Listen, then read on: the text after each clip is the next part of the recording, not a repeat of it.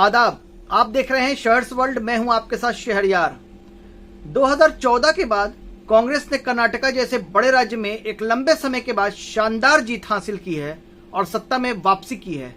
कांग्रेस ने कर्नाटका जीत पर बीजेपी के किले को तोड़कर उसे सत्ता से बाहर कर दिया है। इस जीत में कांग्रेस को मजबूती दी है, वो भी ऐसे समय में जब 2024 लोकसभा चुनाव को लेकर विपक्षी एकता और क्षेत्रीय दलों की एकजुटता चल रही है।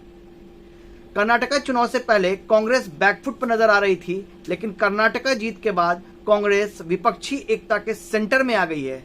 आइए सुनते हैं लाइव हिंदुस्तान की रिपोर्ट में कि कांग्रेस को लेकर अब क्या कुछ बोल रहे हैं क्षेत्रीय दल।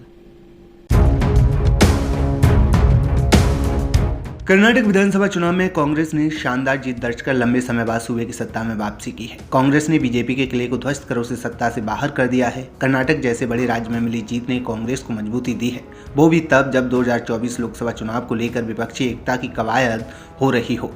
कर्नाटक चुनाव से पहले कांग्रेस बैकफुट पर थी, लेकिन कर्नाटक की जीत ने उसे विपक्षी एकता के केंद्र में लाकर खड़ा कर दिया है। कर्नाटक चुनाव से पहले जो दल कांग्रेस से दूरी बनाकर चल रहे थे, उनके सुर बदलने लगे हैं। फिर चाहे एनसीपी चीफ शरद पवार हों या फिर पश्चिम बंगाल की मुख्यमंत्री ममता बनर्जी, कर्नाटक में कांग्रेस की जीत को भी नेता पूरे विपक्ष की जीत बताने में जुटे हैं।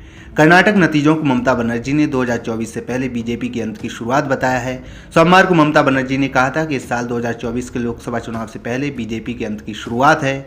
कर्नाटक के बाद छत्तीसगढ़ और मध्य प्रदेश में भी बीजेपी को हार का सामना करना पड़ेगा। इससे पहले ममता बनर्जी कांग्रेस से दूरी बनाने की बात कह रही थी। उन्होंने यहां तक कह दिया था कि वो अकेले चुनाव लड़ेंगी, लेकिन अब उनके सुर बदलने लगे हैं। कांग्रेस को लेकर उनका नरम रुख देखने को मिल रहा है। खासतौर से नीतीश कुमार से मुलाकात के बाद ममता कांग्रेस को लेकर थोड़ी बदली हुई दिखाई दे रही हैं।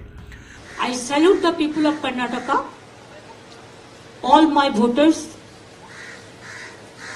and I salute to the winners also for their victory. Even Kumar Swamiji also done well. Next Chhattisgarh and Madhya Pradesh election is also coming. I think both the state BJP will lose.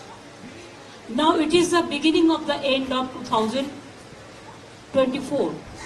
तो वहीं शिवसेना उद्धव गुट के नेता संजय राउत कर्नाटक में कांग्रेस की जीत को विपक्ष की जीत बता चुके हैं। उन्होंने यहां तक कह दिया था कि अभी ये तो झांकी है, पूरा देश बाकी है। देखिए, कर्नाटक तो झांकी है, लेकिन सिर्फ महाराष्ट्र बाकी नहीं है। कर्नाटक तो झांकी है और पूरा हिंदुस्तान बाकी है, पूरा देश बाकी है। कर्नाटक ने एक ऐसा दरवाजा खोल दिया है देश के लिए कि कर्नाटक की सामान्य जनता ने दिखाया है कि यहाँ की सामान्य जनता, देश की सामान्य जनता तानाशाही का पराभव कर सकती है, पराजित कर सकती है, जो 1978 में हो गया था। कर्नाटक के नतीजों को एनसीपी चीफ शरद पवार एक संदेश बता चुके हैं। उन्होंने कहा था कि कर्नाटक के नतीजों ने सभी विपक्षी पार्टियों को एक रास्ता दिखाया है। कर्नाटक जैसी स्थिति अन्य राज्यों में भी पैदा करने की जरूरत है। तो वहीं ओडिशा के सीएम नवीन पटनायक भी कर्नाटक नतीजों को लेकर बीजेपी पर तंज कस चुके हैं। उन्होंने कहा था कि डबल इंजन या सिंगल इंजन मायने नहीं रखता, बल्कि सुशासन ही किसी पार्टी को जिताने में मदद करता है। इसके अलावा जम्मू कश्मीर की पूर्व मुख्यमंत्री महबूबा मुफ्ती कर्नाटक के नतीजों को उम्मीद की किरण बता चुकी हैं। तो वहीं तेजस्वी यादव ने भी कर्नाटक के नतीजों के बाद विपक्ष से मुद्दों पर लड़ने की अपील की थी। कर्नाटक के नतीजों का असर महाराष्ट्र की राजनीति में भी देखने को मिल रहा है, जहां महाविकास अघाड़ी में पिछले कई दिनों से मनमुटाव की खबरें आ रही थीं, वो भी अब एकजुट होने की बात करने लगे हैं। गठबंधन में शामिल तीनों पार्टी कांग्रेस, शिवसेना और एनसीपी ने बैठक कर एकजुट होने का संदेश दिया है। कुल मिलाकर देखा जाए तो कर्नाटक की जीत ने कांग्रेस को एक बड़ी मजबूती दी है। कांग्रेस अब विपक्षी एकता की धुरी के केंद्र में दिखाई देने लगी है, जो पहले पर्दे के पीछे से दांव चल रही थी। हालांकि देखने वाली बात होगी कि 2024 को लेकर जिस विपक्षी एकता की बात कही जा रही है, वो धरातल पर उतर पाती है या नहीं।